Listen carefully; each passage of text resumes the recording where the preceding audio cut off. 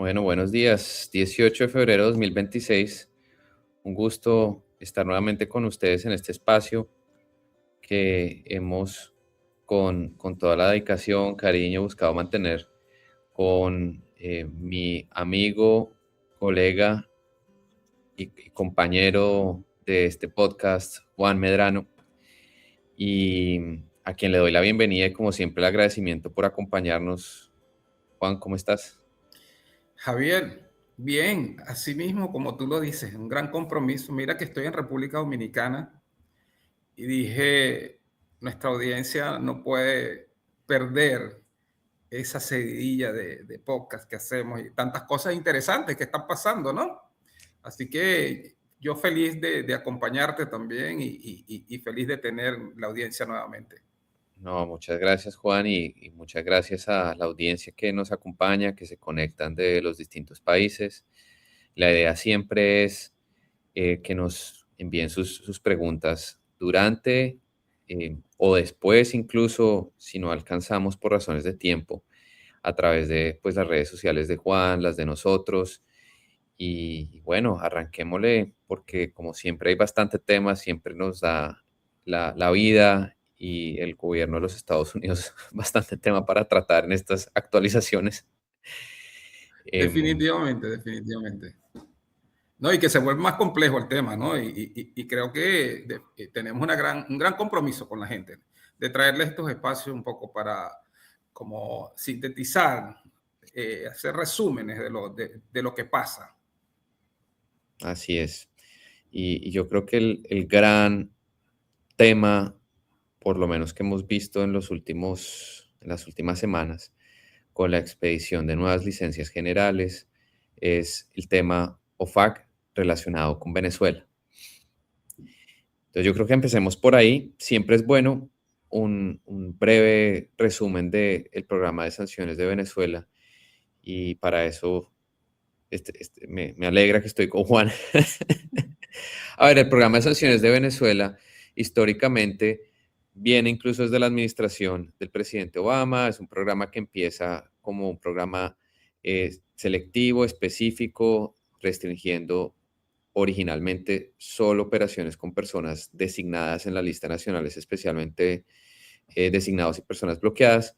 Y después el programa, bajo la primera administración del presidente Trump, fue creciendo vía órdenes ejecutivas para prohibir cierto tipo de transacciones, hasta que en 2018 empiezan una serie de prohibiciones mucho más comprensivas relacionadas con acuerdos comerciales, deuda, etcétera, relacionadas con el gobierno de Venezuela, entendido en una definición bastante amplia, y con Petróleos de Venezuela, hasta que en 2019 Petróleos de Venezuela incluso pasa a ser designado directamente en la lista de SDN, expandiendo el alcance del programa de sanciones de Venezuela, que cada vez fue volviendo entonces más comprensivo y más similar a otros programas de sanciones. Em, es un tema que tiene dientes, continúa teniendo dientes, en el entendido de que generar una violación a las sanciones puede acarrear consecuencias civiles, penales o incluso las llamadas sanciones secundarias. Esto es la muerte comercial de una persona que participe de un esquema para violar las sanciones, entre otras consecuencias, que es la posición de los Estados Unidos. No solo le aplican a personas de los Estados Unidos en territorio americano, sino en general a todo el mundo, porque personas extranjeras que generan violaciones a las sanciones OFAC, pues también pueden ser objeto de estas acciones legales a las que me he referido. Ese es un resumen, creo, en 2 minutos, Juan. ¿Qué me faltó de ese resumen del programa de sanciones de Venezuela? No, definitivamente la audiencia tiene que estar consciente que el programa de sanción sigue vigente. ¿Ok? Hay mucha actividad desde el punto de vista del petróleo. eh, Hay oportunidades. Los bancos, las instituciones tienen que saber y estar conscientes que hay muchísimas oportunidades que se están abriendo con estas nuevas licencias, ¿okay? Con la nueva política. Es importante que la audiencia también se busque el documento de seguridad nacional de Estados Unidos de enero del 2026, donde ahí se delinean cuáles son esas líneas que están bajando desde Estados Unidos y el tema de los actores extrahemisféricos. Importante y en casi todas las licencias, Javier, como lo hemos visto, se hace mención a cuáles son esos actores extrahemisféricos que el gobierno de los Estados Unidos no quiere ver envueltos en las operaciones. Entiéndase Rusia, entiéndase China, entiéndase Irán, entiéndase Corea del Norte, entiéndase también, aun cuando está de este lado, el tema de Cuba, ¿no? Y con Cuba tenemos que recordarle a la gente que hay una nueva orden ejecutiva que dice que efectivamente tienen que evitarse y las instituciones tienen que estar pendientes de que alguna transacción de petróleo que tenga que ver con Cuba, perdón, alguna transacción de petróleo no tenga un interés directo o indirecto con Cuba. Por eso es importante todas esas operaciones de petróleo documentarlas muy bien, hacer mucha debida diligencia, pedir documentación y ver esa ruta que va a seguir esa actividad de petróleo, esa transacción de petróleo, para ver qué jurisdicciones están allí envueltas.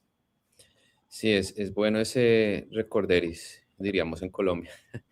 ¿Qué haces tú sobre, a ver, el programa de sanciones relacionado con Venezuela sigue existiendo, no ha sido suspendido de ninguna manera, que existen nuevas licencias generales que crean oportunidades y posibilidades, sí, pero recordemos a la audiencia que la regla general sigue siendo que operaciones con el gobierno de Venezuela, directas o indirectas, operaciones que involucran el sector energético de Venezuela, siguen teniendo riesgos desde el punto de vista OFAC. Operaciones con el gobierno siguen estando prohibidas, salvo que exista una licencia general o una licencia específica que autorice la operación. Y ese es yo creo que un primer mito que es siempre bueno desvirtuar luego de la expedición de todas estas licencias que ya vamos a hablar de ellas. Y es el programa de sanciones de Venezuela sigue existiendo, no ha sido suspendido, hay unas nuevas excepciones vía licencia general, pero el diablo está en los detalles. Y es la segunda idea que tú anticipabas, y es las licencias generales, a pesar de que el nombre general no nos lleva a todos a pensar que son más amplias, comprensivas de lo que realmente son, pues tiene una serie de condiciones que siempre hay que estar pilas y alerta, porque una mala interpretación de esas condiciones, del alcance de la licencia general, o no verificar que para una determinada transacción se cumplen las distintas condiciones específicas de la licencia general, pues puede desencadenar en riesgos y en riesgos legales en los Estados Unidos. Entonces, con esa introducción, yo creo que podemos empezar a hablar de cada una de las distintas licencias generales, con también la aclaración y creo que a Juan, corrígeme si estoy mal, pero a mí por lo menos me pasa que cada vez que tengo un proyecto, una consulta, una inquietud o algún tema relacionado con Venezuela, a este día, a pesar de que es algo que hacemos día a día, hay que volver sobre el texto de la licencia general. Totalmente, totalmente. Y sale otra licencia. Y eso hay que tenerlo allí en el radar, porque importante que cuando tengan una actividad de petróleo, una transacción de petróleo, hay que leer las licencias en su conjunto. No podemos leer las licencias por separado. ¿Por qué? Porque cada una tiene allí sus temas. Pero nada, adelante Javier con la licencia la 46A, que fue de las primeras que salió con esta nueva era. Y en adición a estar en la necesidad de volver siempre al texto de la licencia, hay que estar también pilas de que no hayan salido lo que se llaman Frequently Asked Questions que OFAC publica en su página y es la manera de dar guía sobre el alcance de las licencias generales. A veces y responden quizás a preguntas que OFAC empieza a recibir luego de que se emiten las licencias generales. Hay términos que se prestan para interpretaciones y OFAC vía esos FAQ intenta solucionar algunos de esos términos y la licencia general 46 brilla por esa razón. Y qué bueno que tú dices eso, Javier, y la audiencia, le vamos a dar ahí un punto para que lo tengan pendiente. Siempre que quieran ubicar un concepto, por ejemplo, en estas licencias que ha salido, aparece mucho el tema de eh, transacciones ordinariamente incidentes, ¿no? Eso aparece entonces, si ustedes se meten en las preguntas frecuentes y le dan un control F por lo menos, ya los va a llevar acá a todos los textos de esas preguntas frecuentes, donde hay las definiciones. Es importante, conceptualmente, ese tipo de cosas te pueden aparecer en el programa de sanción de Rusia, te pueden aparecer en el programa de sanción de Cuba, en el programa de sanción de Venezuela, y hay que tomarlas. Entonces, importante lo que tú trajiste sobre la mesa, las preguntas frecuentes de los programas de sanción.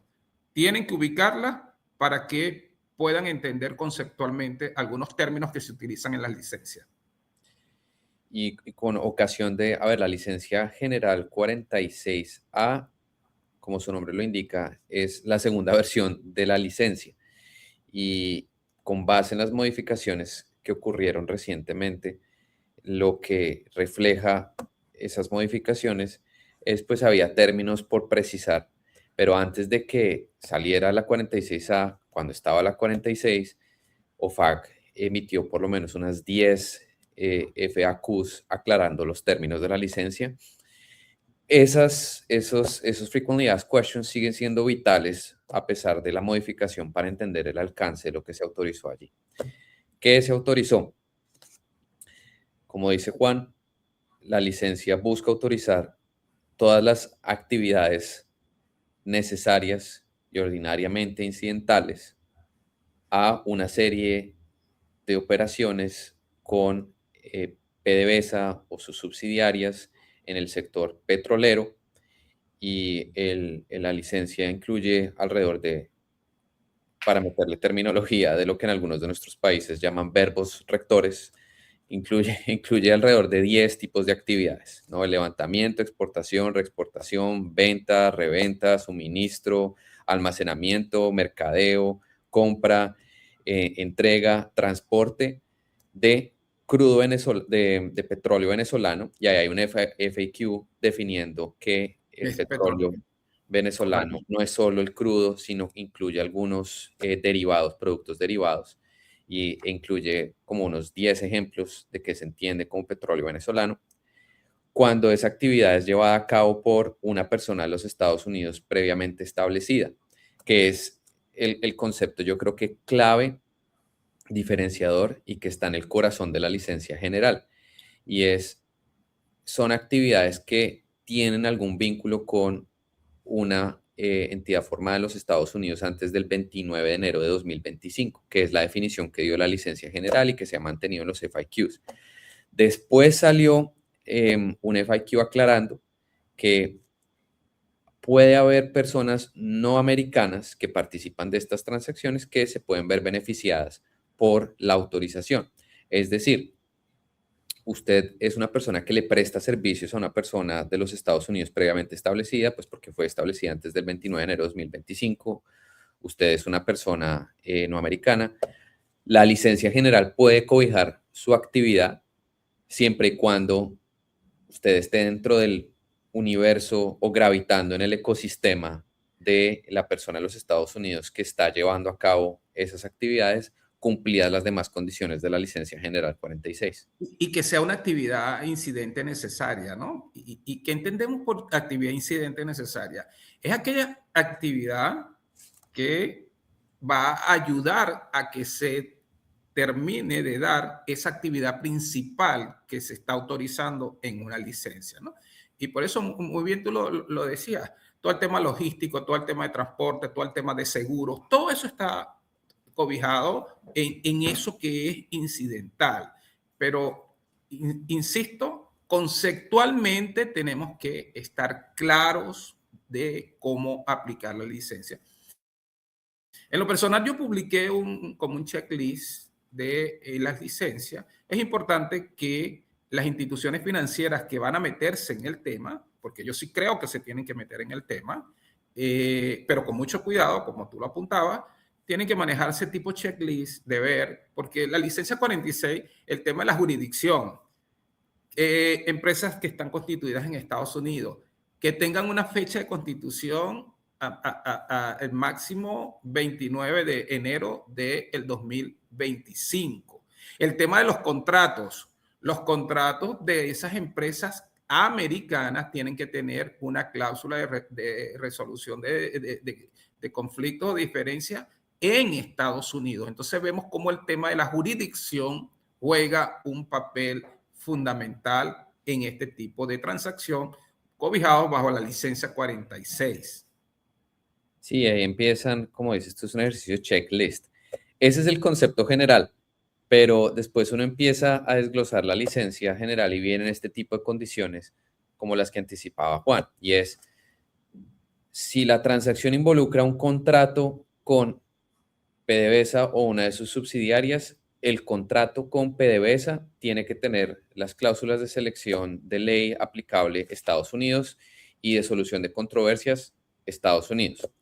Que si yo como persona extranjera tengo un contrato con la persona de los Estados Unidos, que a su vez tiene un contrato con PDVSA, mi contrato tiene que tener esa cláusula. Hay un FIQ de OFAC que aclara que no No. necesariamente. Uh-huh. ¿Sí? Ese FIQ no ha sido renovado luego de que se volvió la licencia general 46, pero no debería, digamos, ser. Tener grandes diferencias. Sí. Y ese FAQ fue importante porque fue una de las preguntas yo creo que OFAC empezó a recibir con frecuencia es, ¿todos los contratos que toquen entonces la operación tienen que tener esas cláusulas? La respuesta es no desde el punto de vista de riesgo OFAC.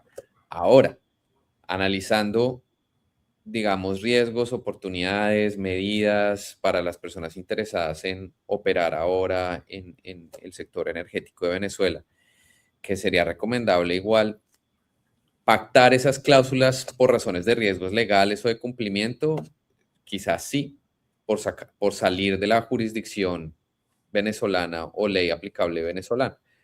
Sí, y ahí, y qué bueno que traes sobre la discusión el tema de la ley venezolana. Así como decimos que tenemos que leer las licencias en su conjunto, también tenemos que leer las licencias conjuntamente con la nueva, con la modificación de la ley de hidrocarburos de Venezuela. ¿Okay? Hubo una modificación de la ley de hidrocarburos que abre el espectro para participar, pero hay que leerla con mucho cuidado porque, por ejemplo, la ley hace silencio con relación a que, porque puede darse un conflicto con relación a la Constitución, las licencias y la nueva ley de hidrocarburos o la modificación de la ley, porque la Constitución es clarísima. La Constitución dice que todos los conflictos donde está de por medio el interés del país, de la nación, se tienen que llevar a discutir o dirimir en Venezuela. ¿Okay? Pero tienes una licencia 46 que te dice, si es una empresa americana, el contrato tiene que llevar una cláusula de resolución de conflictos en Estados Unidos. Y la nueva ley de hidrocarburos hace silencio con relación a ese tema de jurisdicción. Entonces, importante, y sobre todo importante para las empresas venezolanas que también están metidas, empiezan a meterse en el tema, ¿no? Otra cosa importante, Javier, de las licencias es la creación del Fondo de Depósito de Gobierno Extranjero. Recuerden que ya hay un convenio entre Estados Unidos y Venezuela para la producción del petróleo y los fondos los están administrando Estados Unidos en una cuenta que se abrió en Qatar. Entonces, fíjense que, como lo decíamos al principio, el programa de sanción de Venezuela todavía sigue vigente y es importante rescatar de las licencias cuando dicen cualquier pago que se le haga a un sancionado tiene que ir a través del Fondo de Depósito de Gobierno Extranjero. Entonces hay que tener mucho cuidado cuando estamos metiéndonos en los contratos si hay algún sancionado allí, porque, y hace mención, las licencias hacen mención, por ejemplo, al pago de impuestos. Los pagos de impuestos y regalías tienen que ir directamente a través de ese fondo que se creó. Sí, esa empieza a ser una de las condiciones que tiene la licencia, el tema de pagos. Entonces, ¿quién recibe el pago? Si el destinatario del pago teóricamente es una entidad bloqueada, el pago tiene que canalizarse a través del fondo especial, lo dice la licencia. Y esto quizás le aplica más a las personas del ecosistema extranjeras que están alrededor de las personas de Estados Unidos, que esas personas pueden recibir pagos bajo la licencia general 46A en conexión con las actividades que ahora, esas actividades necesarias y ordinariamente incidentales que le están prestando a las personas de Estados Unidos, sí, pero ese pago tiene igual unas condiciones y ahí viene el resto de condiciones de la licencia general. Hay limitaciones a pagos en criptomoneda, a pagos en oro, los pagos, cualquier pago del que estemos hablando dentro del ecosistema tiene que ser comercialmente razonable y por ahí hay otro FIQ de OFAC diciendo Oh, que es sí, comercialmente razonable, donde aclara que hay que hacer una comparación en términos de la industria y del mercado de si esos mismos servicios, cómo se estarían pagando para evitar, digamos, esquemas de fraude o de corrupción. Esa es otra condición. Y las condiciones que anticipaba Juan sobre cómo la licencia general no cubre proyectos en donde participan otras jurisdicciones que son, por razones de política de seguridad nacional de los Estados Unidos, percibidas como contrarias o adversarias a los intereses americanos. Y ahí está Corea del Norte, está Rusia, está Cuba, y con una además acotación especial para las empresas de China, sí. que pues ha generado también inquietudes.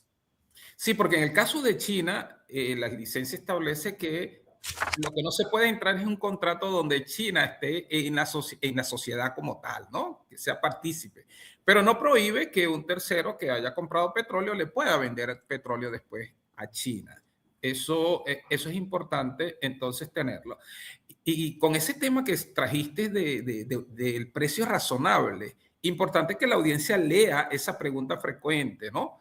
Porque es que así como hay una gran oportunidad para las instituciones financieras meterse en el tema para la aprobación y procesamiento de transacciones, también van a tener que buscar asesoría y también van a tener que estar muy pendientes, por ejemplo, de esas páginas donde se comercian los commodities para ver qué precio tiene el petróleo, qué precio tiene. Además, también, tenemos ahí la licencia de los diluyentes, que es importante que pasemos a verla. Javier, la gente tiene que conocer qué es un diluyente, ¿no? Entonces, no es solo aprobar una transacción.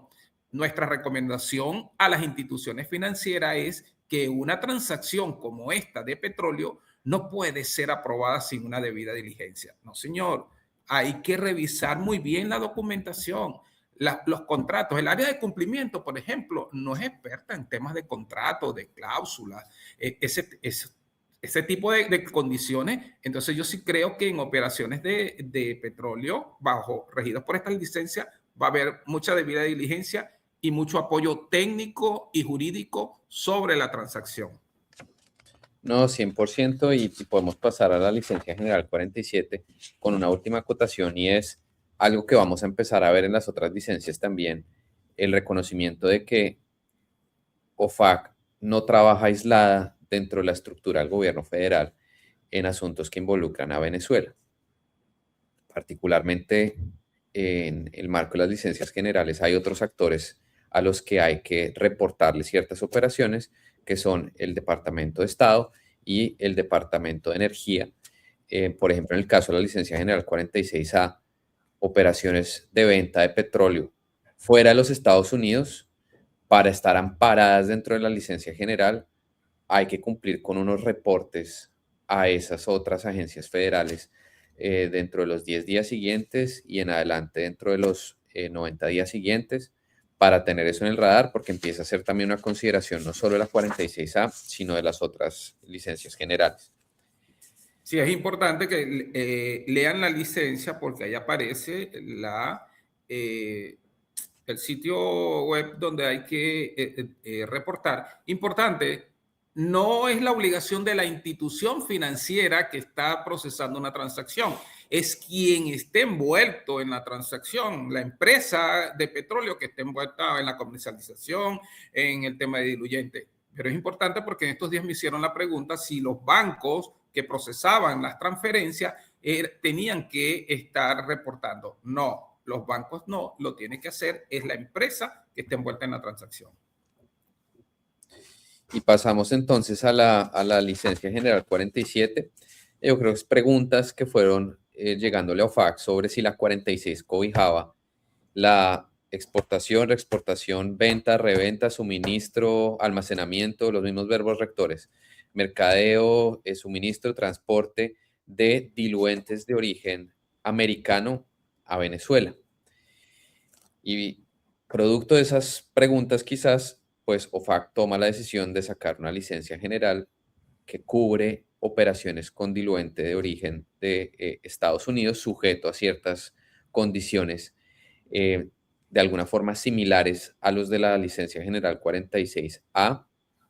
Y creo que pues respondió a esa necesidad, pero tampoco se volvió una carta abierta para que toda operación que involucra diluentes pues está autorizada. Volvemos a la idea de hay que revisar la licencia con detenimiento. Y es importante esta licencia de los diluyentes que lo recalca muy bien. Solo está autorizado el tema de diluyentes producidos en Estados Unidos. Así que si usted tiene una operación que involucra el tema de diluyentes, usted tiene que verificar que ese diluyente es producido en Estados Unidos. Del resto, no los cobija la licencia por el solo hecho de que sea producido porque sea un diluyente. Recuerden que hay mucho diluyente producido en China, ¿ok? Así que es importante, por eso es que es importante pedir todos los documentos, el Pyroslating, certificados de origen, los documentos aduanales, todo eso hay que pedirlo y poder garantizar de que efectivamente estoy aprobando como institución financiera una operación de diluyentes que definitivamente está aprobada por la licencia por su origen. El origen tiene que ser americano. Creo que también hay una de las cosas importantes en la licencia que no tienen que ser empresas americanas. Están autorizadas otras empresas para el tema de diluyentes, Javier, ¿no? Es correcto, ese es uno de los diferenciales grandes de la 46A. Pero volvemos al tema que recalcaba Juan sobre el origen del diluyente y sobre las otras condiciones para el pago que sí se mantienen, ¿no? Términos comercialmente razonables, pagos no se pueden dar en criptomonedas, en tokens, en oro, y el tema de reportes para las empresas que participan, no para las instituciones financieras, sino para las empresas que se benefician de la licencia, hay unas obligaciones de reporte al Departamento de Estado y al Departamento de Energía que aparecen detalladas en la licencia. Sí, y sabes que, Javier, en estos días me hacían una pregunta, porque bueno, la gente busca darle la vuelta a todo esto, ¿no? Y hay que tener mucho cuidado porque con relación al pago con los criptoactivos, que las licencias los prohíben, entonces puede darse el caso de que entonces alguien vende una factura y entonces después esa factura se convierte en cripto. Cuidado con eso, el pago. Nuestra recomendación tiene que ser que es un pago definitivo ya. No es que usted está dándole la vuelta, va a vender, por ejemplo, una operación de factoring y que después detrás de todo esto esté un tema de criptoactivo. Hay que tratar de asegurar que eso no está presente en una transacción aprobada por su banco. Sí, muy importante eso que dices tú, Juan, del tema de las facturas, porque esa es otra de las provisiones que uno ve y de las preocupaciones a lo largo de las licencias generales, que son los swaps en las facturas. Y recordemos que el programa de sanciones relacionado con Venezuela, digamos, además de la prohibición general de operar o participar en actividades con el gobierno de Venezuela, había otras sanciones específicas a facturas, a deuda del gobierno de Venezuela. Correcto. Entonces es como una serie de capas de sanciones que hay que entrar a desmenuzar para ver si la operación sigue estando cobijada o no bajo la licencia general, en este caso la 47. La 48, autorización del suministro de ciertos bienes y servicios a Venezuela. Lo dicho, yo creo que también respondió a temas que se fueron quedando de pronto en el tintero luego de la 46 originalmente.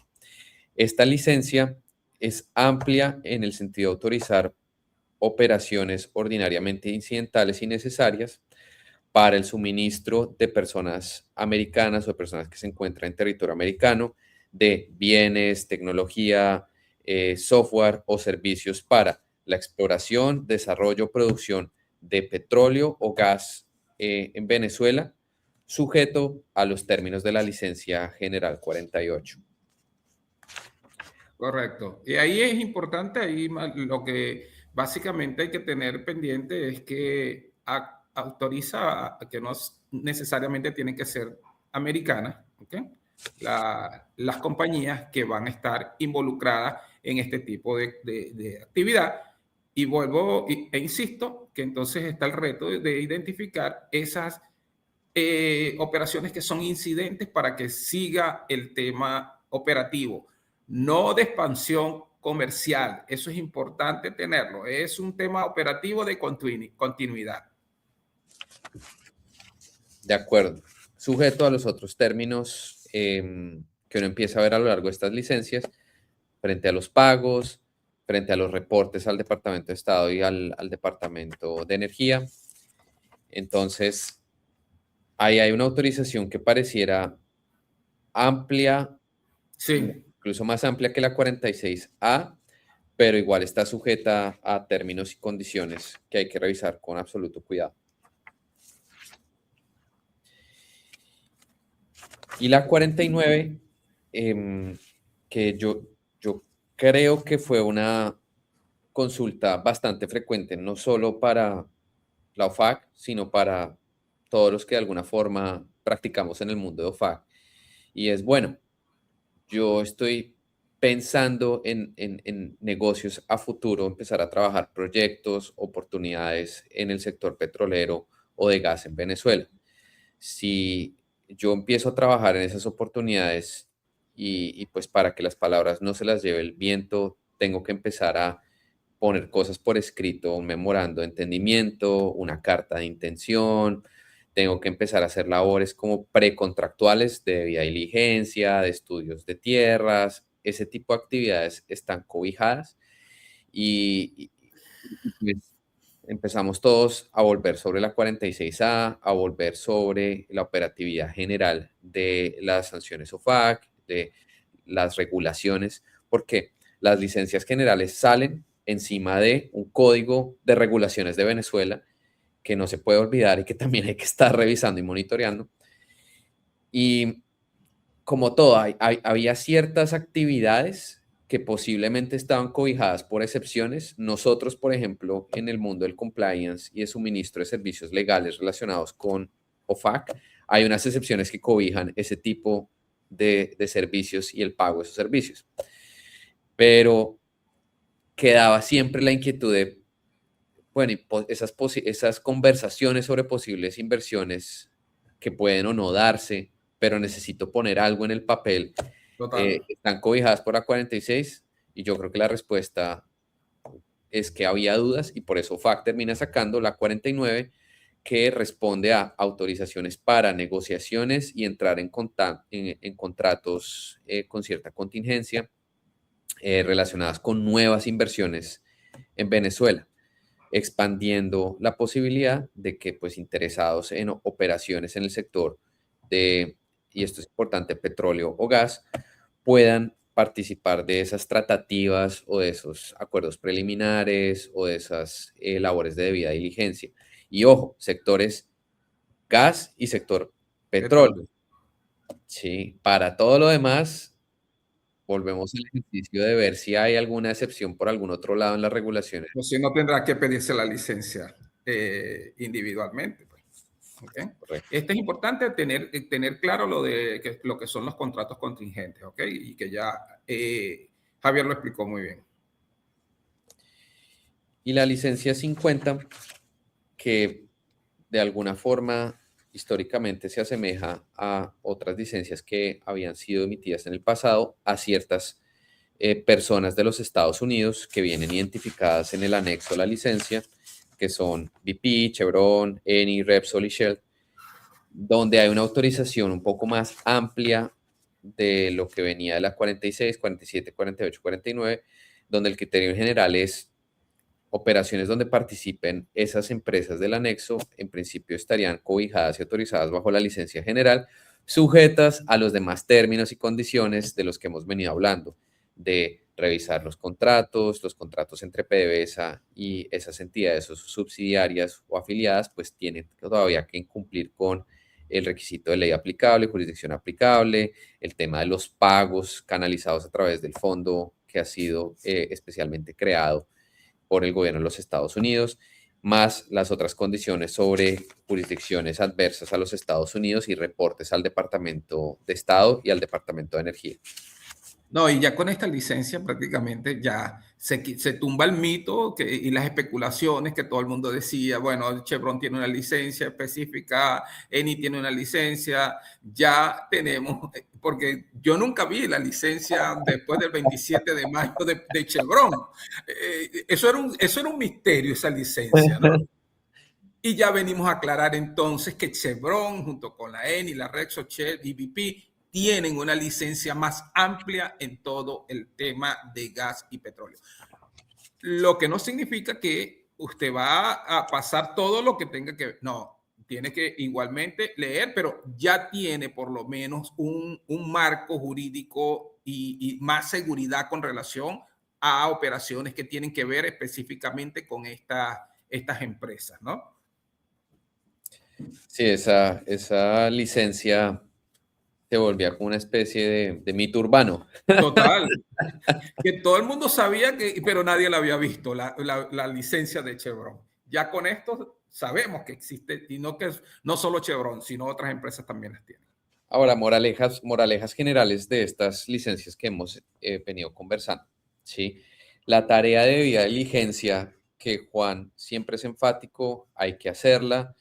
Hay una pregunta frecuente que recibió FAC, que es la número 1234, que es bien importante, donde la pregunta que le hacían a la FAC luego emitida la licencia general 46 es, ¿cómo cumple una institución financiera para saber si una transacción está cobijada por la licencia general? Y la respuesta de OFAC es, como parte de su debida diligencia normal, una institución financiera puede confiar en las Sí, declaraciones que le del hace cliente. de que la transacción cumple con la licencia general 46, salvo que la institución financiera sepa o tenga razón para pensar que no es así. Y ahí es donde está Correcto. el detalle, ¿no? Entonces la Sí, moraleja pero es, no. sí, Confío en lo que me está diciendo el cliente, pero debo revisar y tengo que estar seguro, porque si tengo alguna duda con relación a lo que me está diciendo el cliente, que cumple con la 46, entonces voy a tener que ir más allá de la sola declaración de que me haga el cliente. Y ahí es importante que cuidado porque somos muy hacia las certificaciones por parte del cliente, ¿no? A darle como que el voto de confianza a lo que me dice el cliente. Entonces el cliente te puede pasar una certificación diciendo, sí, esta transacción cumple con la licencia 46 por estas razones. Eso no es suficiente para la institución financiera. La institución financiera, aparte de la certificación, que es un elemento importante, usted como institución tiene que asegurar que eso que le está diciendo el cliente efectivamente cumple con la licencia, ¿no? Entonces, el solo hecho de que el cliente le dé una declaración, una certificación, no lo exime a usted como institución financiera de que haya aprobado una transacción que pudiera estar violando el programa de sanción. acá en Estados Unidos tienen un dicho que dice, trust but verify. Ajá. Entonces, ese es de pronto el mensaje de, claro, hay que hacer la debida diligencia, como parte de esa debida diligencia algo de diferencia hay que darle a lo que le explica el cliente a uno, a lo que le dice el cliente, pero si hay señales de alerta para desconfiar, no es suficiente confiar en lo que le dijo el cliente. ¿Cuáles son esas señales de alerta para que una institución financiera diga, tengo que hacer una debida diligencia más reforzada? Hay que volver al texto de las licencias generales para ver cuáles son en general las preocupaciones que tiene o que pareciera tener la OFAC y en general el gobierno americano. Vemos pues siempre la preocupación de jurisdicciones no americanas que estén participando de alguna forma de la operación. Si en la cadena usted ve que hay por algún lado una empresa de China o de Venezuela o americana con un interés de China, hay, por ejemplo, hay una señal de hay que revisar eso con mucho cuidado. Si es una operación que no solo involucra pagos mediante el canal transaccional financiero, sino que involucra pagos de otra índole, hay que revisarlo con cuidado. Lo que hablamos, por ejemplo, de las facturas. ¿Sí? No, y ahí es importante, Javier, el tema de conocer realmente a su cliente. Si usted, como institución financiera, es una institución que es amigable con transacciones de criptoactivos, por ejemplo, y ya tiene un cliente que está en el sector petróleo, que lo tiene identificado, claramente segmentado, y que históricamente ese cliente ha hecho transacciones de cripto, ahora está metido en el tema de petróleo. Esa es una señal de alerta que usted tiene que estar muy pendiente con este cliente de petróleo, pero que históricamente ha hecho transacciones con criptoactivos.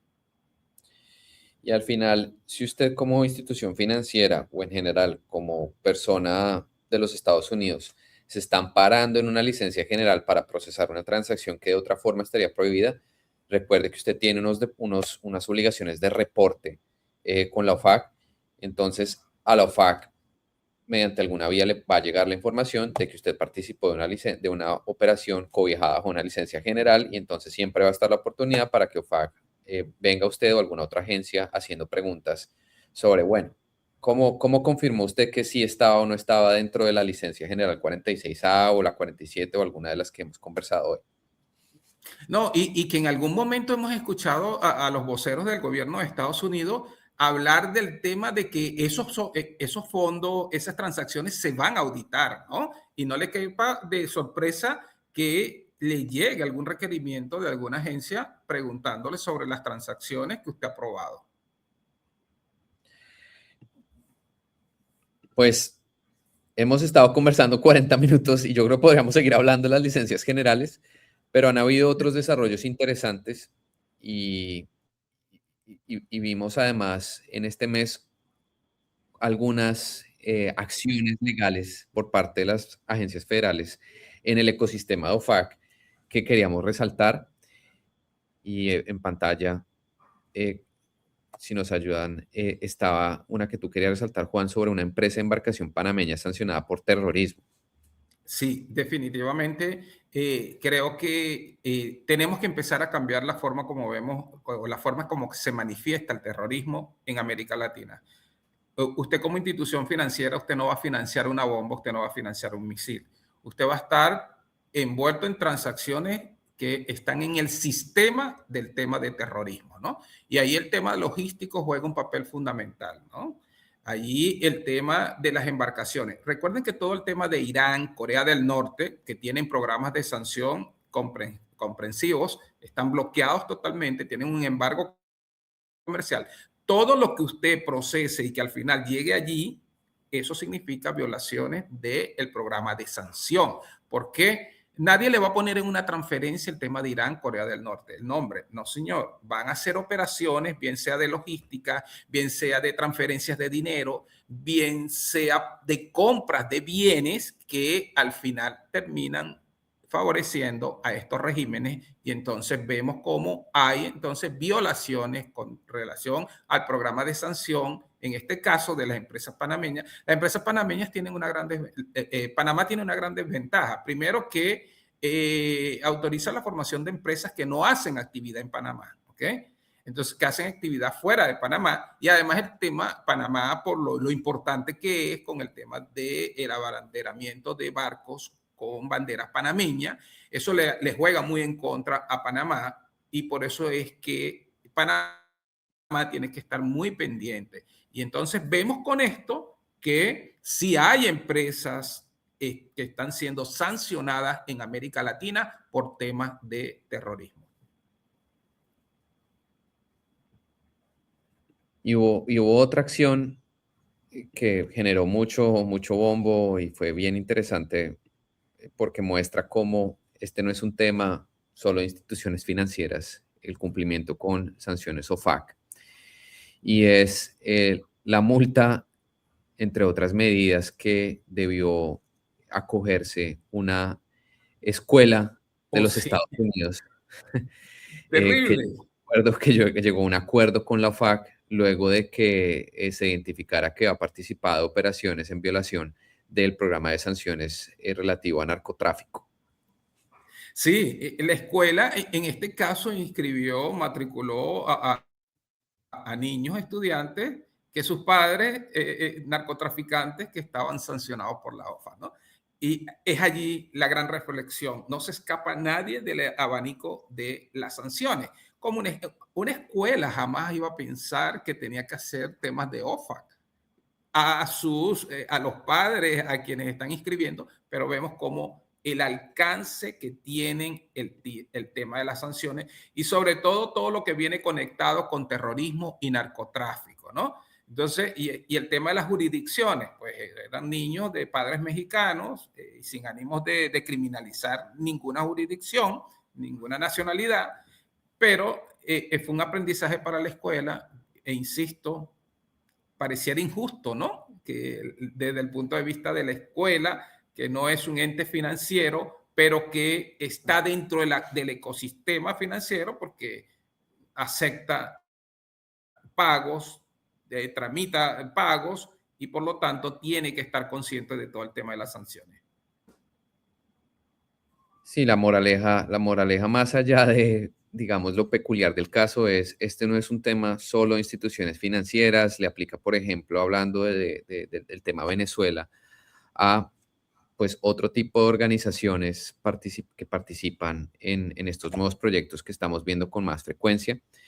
Y además muestra cómo el tema de programas de cumplimiento con sanciones OFAC, que es el escudo y de pronto parte de lo que va a empezar a mirar el gobierno americano con lupa, no es un tema solo de instituciones financieras. Eso no Sí, quiere decir que usted, señor empresario, tiene que tener un programa igualito al de una institución financiera, un departamento de cumplimiento dedicado solo a temas OFAC, como de pronto lo haría una institución financiera. El programa de cumplimiento se tiene que ajustar a su propio riesgo, pero pues tiene que haber alguna indicación desde el punto de vista de políticas, controles y procedimientos, pues de que usted está cumpliendo con OFAC. correcto. Y el otro desarrollo que conversábamos antes es esta multa histórica por exportación ilegal de tecnología sensible, y sirve además, yo creo, para resaltar que los temas OFAC, sanciones, no pueden llevarlo a uno a obviar o a no estar mirando, pues que hay otras agencias que también administran cierto tipo de restricciones, como lo es el Departamento del Comercio y BIS, que trabajan de la mano con OFAC, pero también tienen su propio régimen legal, y se preocupan por hacer efectivas las prohibiciones que emanan de ese régimen legal. Sí, y definitivamente todo el tema de control de exportaciones, todo el tema de bienes de uso dual, de tecnología sensible. Yo vengo insistiendo, Javier, a las instituciones financieras que ya tenemos que dar un paso más allá del lavado de dinero que conocemos, ¿no? Las empresas ya segmentan muy bien sus clientes desde el punto de vista de lavado de dinero, pero nadie, casi nadie segmenta desde el punto de vista de control de exportaciones, ¿no? Del tema de proliferación de armas de destrucción masiva, el tema del terrorismo. Entonces, llegó la hora que las instituciones financieras hagan sus evaluaciones de riesgo desde el punto de vista de control de exportaciones, tema de bienes de uso dual. ¿Por qué? Porque miren esta multa. Es la segunda multa más grande que impuso el Departamento del Comercio, 252 millones por tema de tecnología sensible, el tema de los procesadores, el tema de los microchips, todo eso, señores. Y les recomiendo, fíjense, en la página de FinCEN hay una sección que se llama de Advisories.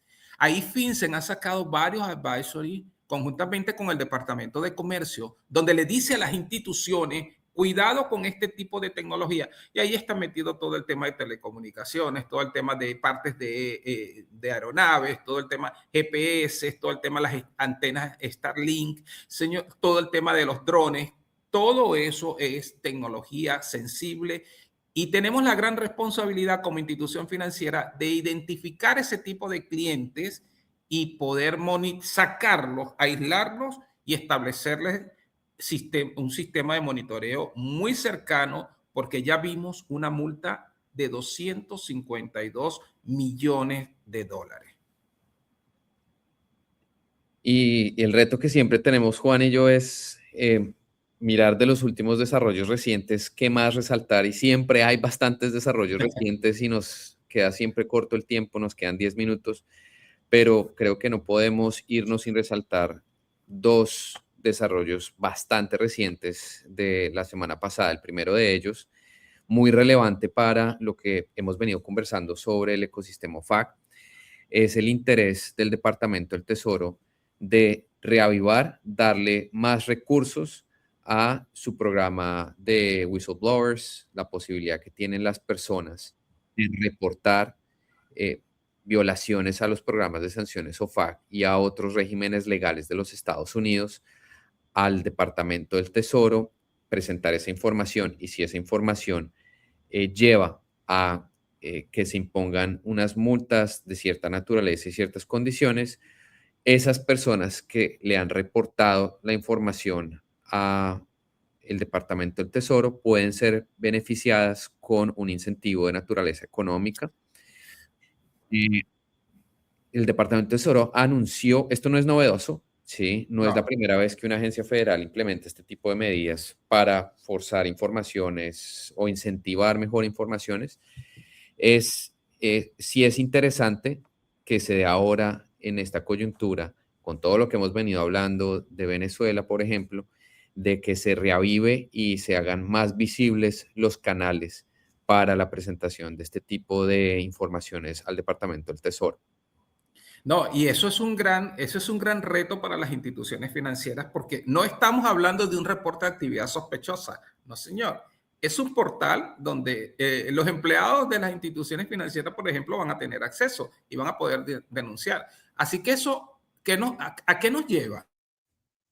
A que las instituciones también tienen que empezar a revisar todo su tema de denuncias internas, los canales, todo el manejo institucional de este tipo de cosas, porque imagínense un tema que alguien interno a la institución denuncie a través de este portal y que la institución no tenga los mecanismos como para asegurarse que internamente yo tenía los canales para que esa persona, en vez de ir a ese portal, lo hubiese reportado a la institución. Entonces, cuidado con esto, porque definitivamente está incentivando a que se denuncie, a que se descubran malos manejos, a que se descubran y se denuncien violaciones de los programas de sanción, violaciones al Bank Secrecy Act, y por eso es que debe haber un reajuste de la política interna de las instituciones para asegurarse que tienen una política y procedimiento interno que maneje todo el tema de las denuncias.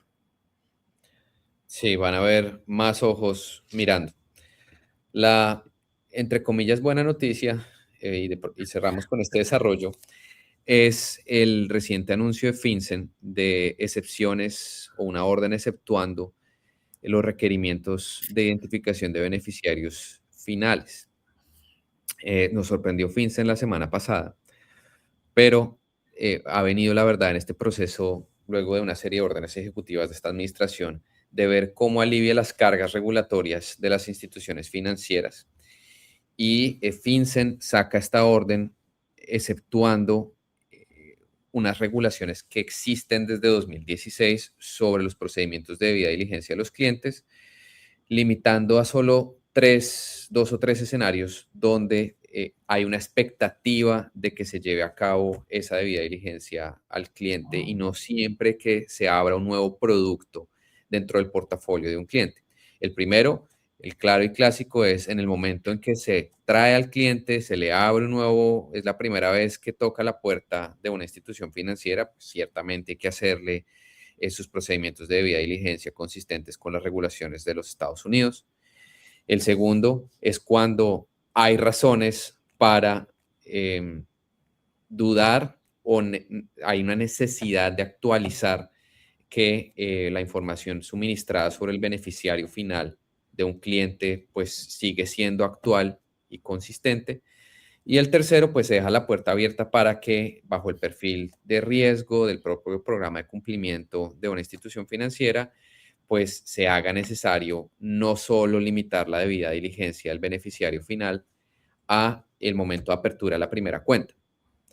En esas condiciones, creo que el mensaje es, cada vez que se abre un nuevo producto, no es necesario salir a preguntarle al cliente sobre beneficiarios finales, sujeto a las excepciones de siempre. ¿Cómo lo ves tú, Juan? Ni tampoco hay la obligación de estar anualmente actualizando el tema de beneficiarios. Yo tengo sentimientos encontrados con esto, ¿no? Y un poco uno que hace trabajo en América Latina y trabajo con Banca Internacional, entonces era siempre ese tema de que te decía, bueno, pero es que yo abrí la cuenta en Citibank hace 20 años y a mí más nunca me han preguntado por mi pasaporte, ¿no? Si está vencido, ese pasaporte está raquete vencido y a mí nadie me ha preguntado absolutamente nada, ¿no? Y un poco rescatando lo que tú decías, el alivio de los procesos, porque en cierto modo hay que asignar recursos para mantener todo eso actualizado, ¿no? Pero tengo sentimientos encontrados, ¿sabes por qué, Javier? Porque cuando Estados Unidos da ese paso, tenemos una Latinoamérica que tiene la bota ahí encima de los estándares internacionales, donde te dicen hay que mantener el tema del beneficiario final, y jurisdicciones como Panamá, por ejemplo, acaba de sacar un acuerdo que creo que alivia bastante el tema del beneficiario final, pero todavía siguen teniendo en América Latina esa obligación o autoimpuesta o porque la lectura que dan de los estándares de que tienen que mantener la información del beneficiario final vigente, lo que significa una gran carga para las instituciones revisar esos expedientes, porque no estamos hablando, si estuviésemos hablando de instituciones pequeñas, perfecto, pero estamos hablando de instituciones muy grandes que tienen millones de clientes y mira, es una cosa increíble, cada vez que tengo un cliente que reviso cuáles son las observaciones de los reguladores en América Latina, el tema del beneficiario final actualizado, que no mantienen el registro actualizado. Por eso te digo, tengo sentimientos encontrados, porque Estados Unidos se lanza y dice, no, con esto, pero tenemos en Latinoamérica todavía esa obligación, ¿no? Mi recomendación con relación a esto es que si vamos a avanzar, hay que poner lo que llamamos en Estados Unidos los trigger events, ¿no? Esos eventos potenciales que te pulsan allí, te revientan cuando es que tienes que actualizar el beneficiario final. Por ejemplo, si hay un requerimiento de información, un pedido de información de una agencia, si hay noticias negativas. Entonces, creo que eso deberíamos empezar a tomarlo en cuenta justamente con lo que está diciendo Vincent, de que cuáles son esos eventos especiales en que debo actualizar. Sí, esto se asemeja en algo a cuando FinCEN el año pasado, y recuerdo que tú me extendiste la invitación a una charla sobre este tema, sacó nuevas guías sobre los reportes de actividad sospechosa, donde Correcto. por un lado se celebra el intento de no ayudar y auxiliar a las instituciones financieras, pero por el otro lado, mientras se acaba de implementar el desarrollo, hay que tener todavía mucho cuidado y no sabemos, después del anuncio de FinCEN, los examinadores en los Estados Unidos, las autoridades que también tienen todavía algo que decir en este asunto a nivel federal y estatal, pues cuán rápido van a digerir la nueva orden. Y FinCEN también anunció que no va a ser la única cambio a las regulaciones en materia de debida diligencia. Entonces, seguramente van a haber más regulaciones en el futuro cercano, aclarando el alcance de la excepción. En ese contexto, pues como dice Juan, hay que seguir teniendo cuidado. Juan, llegó el mediodía. Siempre se nos pasa el tiempo volando Sí, y pues como anticipé desde el comienzo de nuestra charla, de este podcast, pues mi profundo agradecimiento hacia ti por siempre estar acompañándonos, a la audiencia, a todos los que se conectaron hoy desde los distintos países que por ahí nos dejaron comentarios.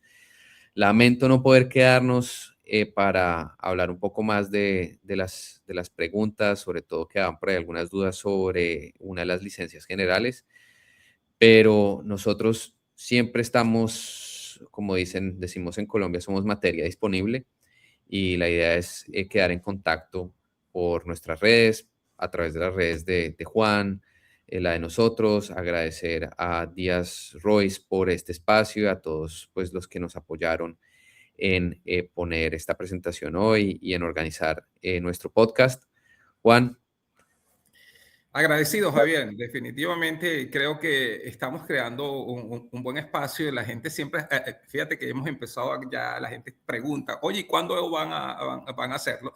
Vamos a tratar de hacer esto mensualmente porque definitivamente en el caso de Venezuela pasan cosas muy rápidas y queremos mantener a la gente bien informada. De mi parte, agradecido a la audiencia, a ti, Javier, a Díaz Reus por la invitación. Y nada, nos vemos en un próximo espacio para el mes que viene. Seguro que sí. Muchas Un abrazo. gracias. Hasta luego. Un abrazo.